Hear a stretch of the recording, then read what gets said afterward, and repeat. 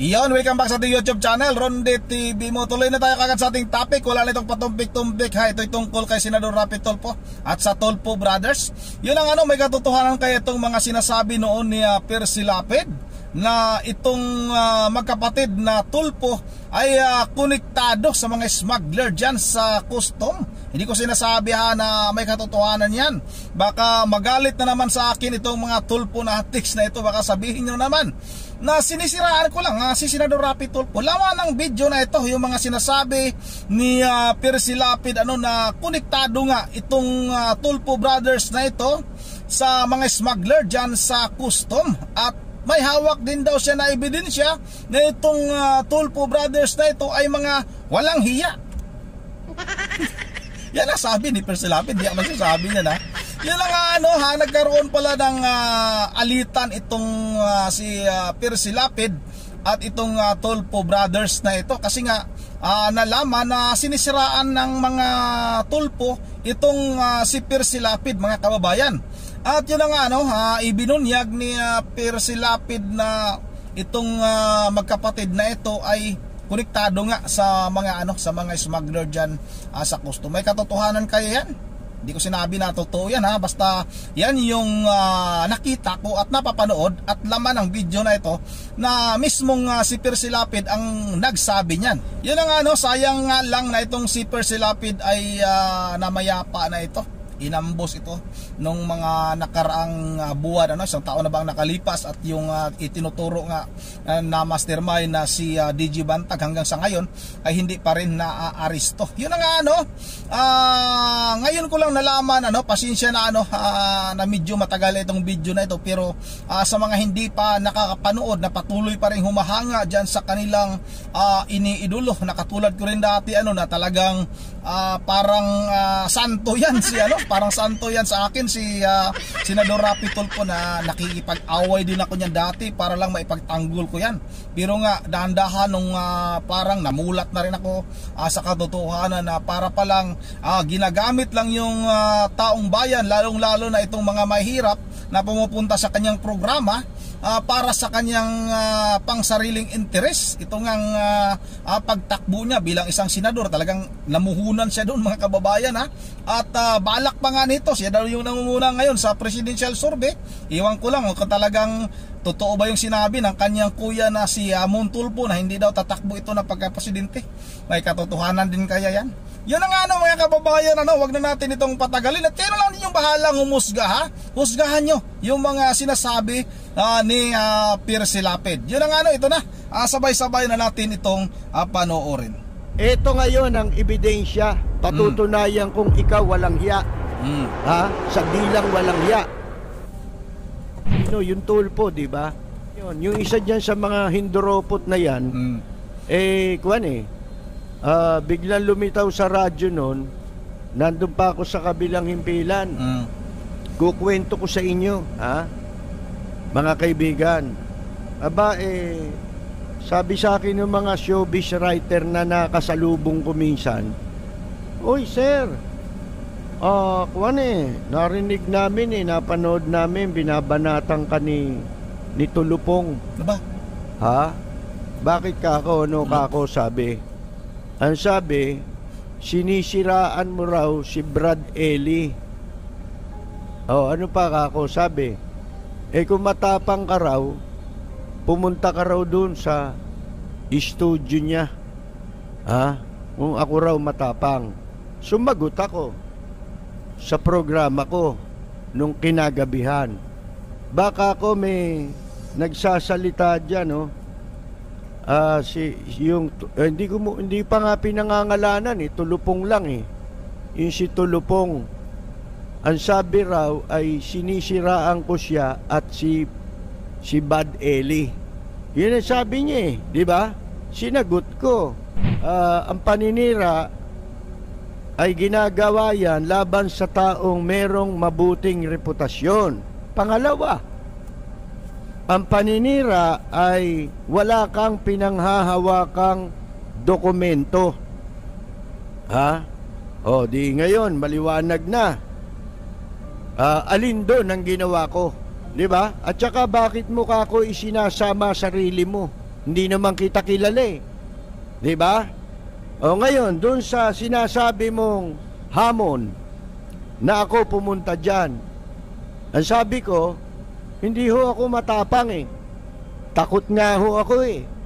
Oh, yun po ang sabi ko. Ngayon, balikan natin yung sinasabi mong sinisiraan ko kayo. Ni hindi kita kilala eh. Ni hindi kita nabanggit eh, kahit kailanman eh. Oh, ano sabi ko? Oh, di ba? Una, may reputasyon. Bakit? Ano ba reputasyon mo?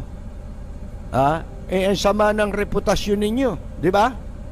Ginagawa ninyong pabilibin ng tao kahit na hindi namang totoo yung mga pinagsasasabi ninyo at hindi dapat ginagawa yan. Naku po. Ng mga media practitioner. Sapagkat hindi ka naman judge para humatol, hindi ka rin piskal. At hindi ka rin pulis, di ba? Ikaw ay nasa media. Eh bakit gusto mong ikaw ang maging media, tapos pulis ka rin, piskal ka pa, judge ka pa? Lahat na nandun sa programa ninyo eh. Yun ang itong si Senador Rapi Tulfo, siya yung judge diyan sa kaniyang programa, itong Rapi Tulfo in Action. Siya yung pulis. Tama nga pala talaga yung sinasabi niya, Tama yung sinasabi ni Percy Lapid, na itong si Senador Rapi Tulfo ay talagang masyadong believe sa kanyang sarili. Pero yun pa naman yan, mga kababayan, sa kanyang programa, noon pa pala ay siya na pala yung pulis, siya na yung judge, siya na yung piskal. Siya na lahat-lahat, mga kababayan. Siya na yung humusga. Tatawagan niya yung isang opisyal ng pamahalaan, tapos nga ipinapahiya niya. May talagang noon pa pala ito ginagawa na talaga nitong si Senador Rapi Tulfo at itong Tulfo Brothers na ito, mga kababayan. Ito, pagpatuloy natin ito. Hindi naman ganyan ang media eh. Pinayagan lang kayo eh. Nakapagtataka yan eh. Kasi dyan sumisikat, di ba? Akala ng mga tao, ang tapang nito. Yun. Kaya ako sinasabi ko sa inyo, yung sa mga nagsasabing ako matapang, hindi ho ako matapang. Yun ang dapat ninyong maintindihan. Yung pagsasabi ng totoo, hindi ho katapangan yun. Yung pagsasabi ng totoo, yan ay tungkulin nating mga nilalang. Ngayon, patutunayan ko sa iyo, unang-una, wala ka naman reputasyon. Sino ka ba? 'Di ba? Ano reputasyon nyo yan? Pangalawa, walang basihan. Bay, pinlay ko ho eh. Andito pa yung tape sa akin eh. Pag kinakailangan, paririnig ko sa inyo eh. Kako, ikaw, pinakawala kang kwentang tao sa balat ng lupa. Bakit? Kasi yung pinagtatanggol mo, na sinasabi mong sinisiraan ko, minumura niyan eh. Yung kapatid mo. Hindi ba walang hiya ka? Hindi ba walang hiya ka? Ba't nandiyan ka ngayon? Paano nakikinabang kayo? Di ba? Nagpo-programa sila doon sa himpilan nun. Doon siya nagpo-programa sa himpilan ni Bad Eli dati. Ito ngayon ang ebidensya. Patutunayan kung ikaw walang hiya. Sa dilang walang hiya. Pinlay ko yung recording na minumura ni Bad Eli yung kapatid niya. Sabi ni Bad Eli, gago, tarantado, walang tulpo-tulpo sa akin, ha? Yun, pinagmumura. Mga kaibigan, alam nyo ba nangyari? Tumawag doon sa may-ari ng istasyon para pigilan ako, mga kaibigan. Sipin mo, bumaba na tapos i-impluensyahan yung yung himpilan. Di ba walang hiya talaga? Babanat-banat eh. Tapos di naman pala tatagal, di ba? Di ko naman siya kilala eh. Alam niyo, ginawa ko, may column ako sa dyaryo, mga kaibigan. Ano yan eh, mga nananantya. Inilabas ko lahat ng smuggler na konektado sa kanila. Lahat ng pangalan o ilan sa smuggler. sa customs. Naloko kayong lahat na bumoto dyan. O ngayon, yan ang ano, sinasabi na nga ni Persilapid na itong si Senador Rapi Tulfo at itong mga kapatid nito na mga Tulfo ay konektado nga sa iilang smuggler dyan sa custom. Hindi ako nagsabi niyan ha. Nais ko lang din ipaabot sa ating mga kababayan nga na sa mga hindi pa nakakaalam ha, kasi alam ko na marami na rin nakakaalam nito, pero alam ko rin na mayroon pang mga hindi nakakapanood nito na patuloy pa rin sumusuporta at tumahanga nga kaya Senador Rapi Tulfo, kasi nga sa akala natin ay talagang matulungin na tao ito. May sinasabi si Persilapid na talagang gumagawa din pala ng kalukuhan itong si Senador Rapi Tulfo at itong mga kapatid nito na mga Tulfo. Ito mga kababayan, pagpatuloy natin ito. Isang beses tumawag pa ulit yon. Ano sabi kay Kajeriat? Sino ba pinagmamalaki niyan? Wala naman akong pinagmamalaki. Sila lang naman ang mahilig mag-name dropping di ba? Ako ba may pinagmalaki? Kung meron ako na ikukwento rito, kwento na lang yun. Matagal ng panahon na nangyari. Di ba? At hindi ko kailanmang ginamit ang sinuman para mag-name dropping ako o kaya dahil hindi naman ako nananakot na kamukha nila. Di ba?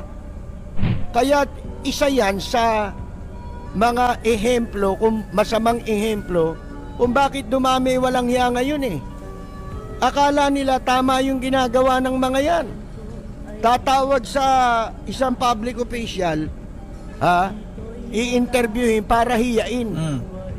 Di ba? At takutin. Akala mo sila na yung pinakamakapangyarihan sa buong Pilipinas.